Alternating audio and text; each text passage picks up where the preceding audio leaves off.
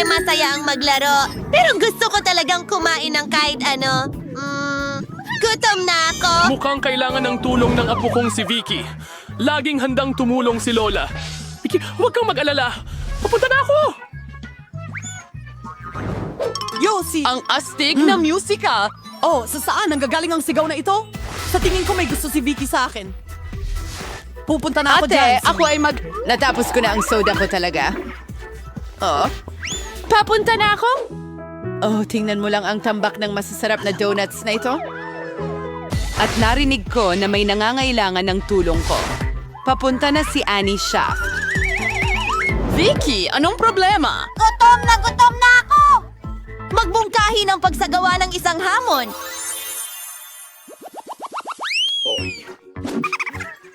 Lola? Okay, guys. Sa unang round, gusto ko kayong maghanda ng Coca-Cola jelly para sa akin. Madali lang yon.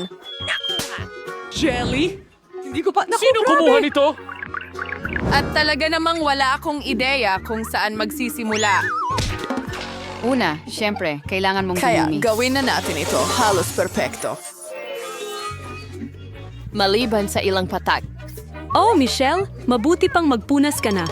Oh, salamat Lola. Una sa lahat, kailangan kong palayain ang bote ng Coke. Gagawin ko ito sa pinakakaaya-ayang paraan. At ngayon, ang pirma na paso. Oh, wow! At sinasabi mo pa ang tungkol sa mga asal? Okay. Kailangan mong magdagdag ng kaunting candy sa cola. Mas magiging masarap at mas maganda ito. Susunod, ibubuhos ko ang corn syrup sa parehong bote. Dahil dito, ang aking cola ay magiging jelly. Kailangan na lang itong alugin ng mabuti. Mukhang masyadong malapot ang corn syrup. Nakuha ko na. Oo, magpatuloy na tayo. Teka. Oo, talagang masyadong malagkit. Kailangan kong bunutin ito ng puwersahan. Kung hindi, paano matitikman ni Becky ang obra maestra ko? Sige na. Oh, gumana. Hoy! Ang jelly ko ay halos handa na. Kailangan lamang itong palamigin ng kaunti para mas maging parang jelly at masarap nguyain.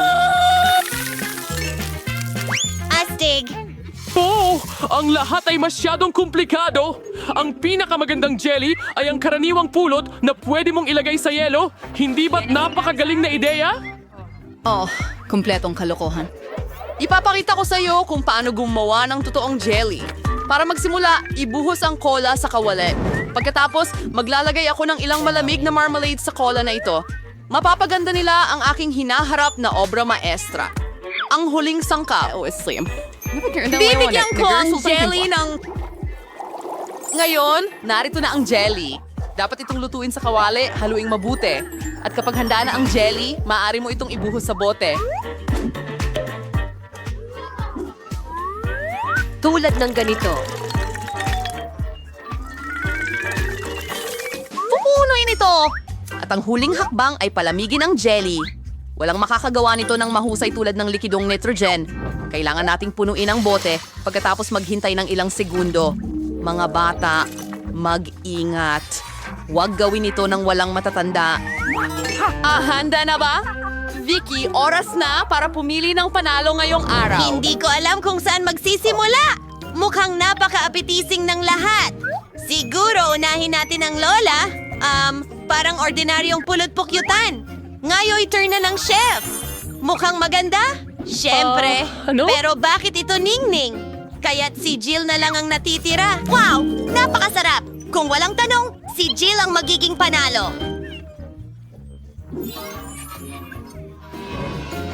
Oh, alam ko yon.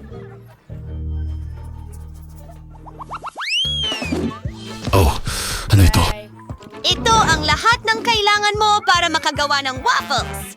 Tara na mga kaibigan. Waffles, pero ano? Oh!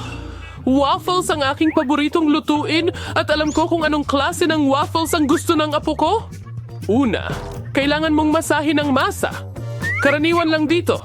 Harina, itlog, wala naman itong halaga. mantikilya, at hindi mawawala ang asukal at gatas. Sobrang sarap ng gatas! Parang hindi totoo! Halos handa na ang masa! Kumusta ang talumpati na ito, ha? Hindi ka hanga-hanga. Mas mabilis itong gawin ng makina ko. Paano? Mas bilis! Oh, Joe! Pasensya na! Oo, gamit ang dalawang kamay sa ganitong paraan, mister. Oo, duda ako dyan. Heto, handa na ang lahat. Natitira na lang ay paghiwa-hiwalayin ng masa sa maliliit na bahagi. At ngayon, ilalagay na sila sa magkakahiwalay na mangkok.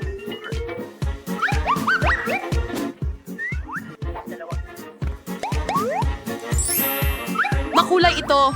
At ngayon maaari na nating lutuin ang ating mga waffle. Sa tulong ng makulay na masa, makakagawa ako ng makukulay na waffle.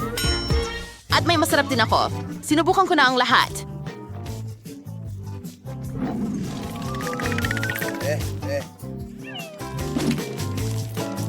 Oh, hello? Sa tingin mo ba kaya mong makipagkumpetensya kay dakilang Chef Annie? Parang hindi naman. Handa na ang aking rainbow waffle. Ngayon, kailangan mo itong ipresenta ng maganda. Bakit hindi gawin ito sa itim na plato? At ang kaunting whipped cream ay magiging mga ulap. At ang kaunting makukulay na sprinkles ay hindi. Narinig, para sa dagdag na ganda, ang galing, dyan sa itaas. Oh, alam ko na ang pinakamamahal ng apo ko ay ang waffle ng lola ko at tapos na yon.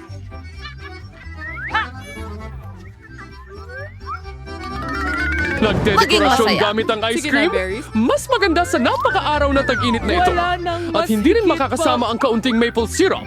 Sarap!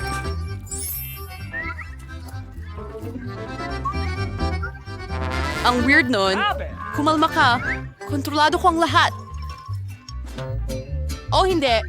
Oh, may ideya ako. Sigurado akong merong kapakipakinabang doon, pero hindi iyon.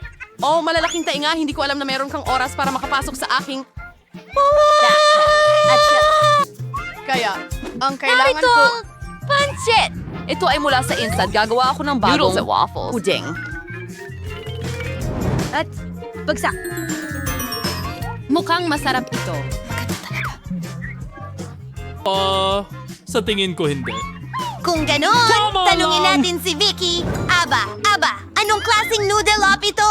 Hindi ko pa ito nakita. Sana maganda rin ito. Tingnan natin.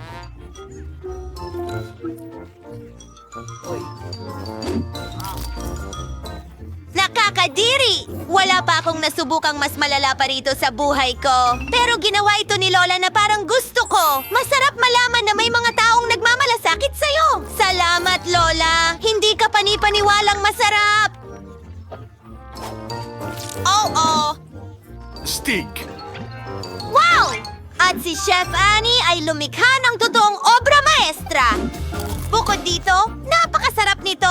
Bravo! Pero marahil sa pagkakataong ito, walang makakumpara sa waffles ni Lola. Mahal ko ang mga ito simula nung bata pa ako. Siya ang panalo. Oh, hura! Alam kong kaya kong talunin ang lahat. Ano ito ngayon? Gusto ko ng donuts. Sana mapasaya mo ako sa mga iyon. Gagawa ako ng donuts ng mabilis. Masarap. Oh, wag na lang. Masarap? Sumasang-ayon ako. Palaging napakasarap. Nagsimula na ba tayo? Pasensya na. Lubos akong na-distract. Pero sige, handa na akong magluto. Una, kailangan kong kumuha ng isang pakete ng Oreo at durugin ng cookies. Ngayon, ang mumo na ito ay kailangang haluin sa Nutella. Ang paborito kong bahagi ng pagluluto. Dahil pagkatapos noon, maaari mong tikman ang ginawa ko. Oo, masarap. Kailangan na lang nating ibuhos ang nagawang chocolate mixture sa makina na ito. Oh, nasaan na ito? Oh, narito ang halo. Salamat, chef. Magluluto ako sa kaldero sa ngayon at maghintay tayo. Ang bagal mo! Narito ang aking mga mini donut, handa na. Tingnan mo kung gaano kaganda. Ngayon, kailangang hatiin ito sa kalahati. Ganito lang. At pagkatapos, ilalagay ko ang syrup sa loob. Malapit na matapos.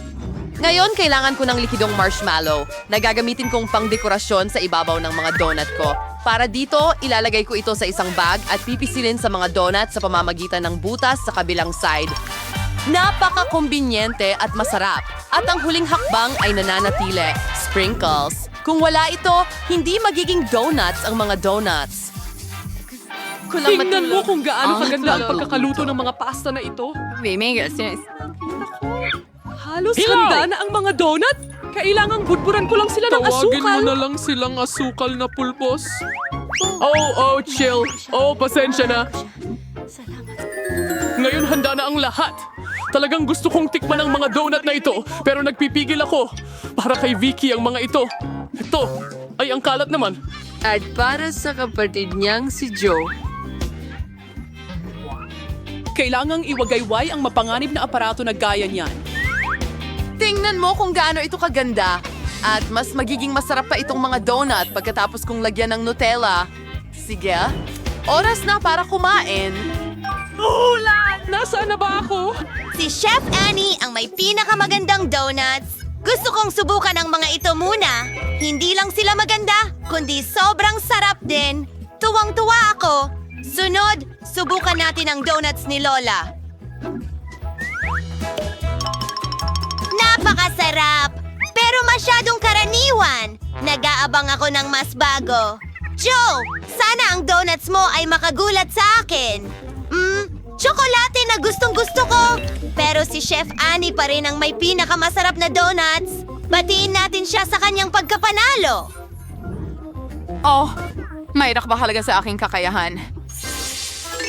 Mag-subscribe sa Power Use para hindi makaligtaan ang parehong At masarap kahit mga hamon na mabuti para sa kalusugan. At isulat sa mga komento kung alin sa mga magagandang bagay ngayon ang gusto mong subukan. Kita tayo mamaya.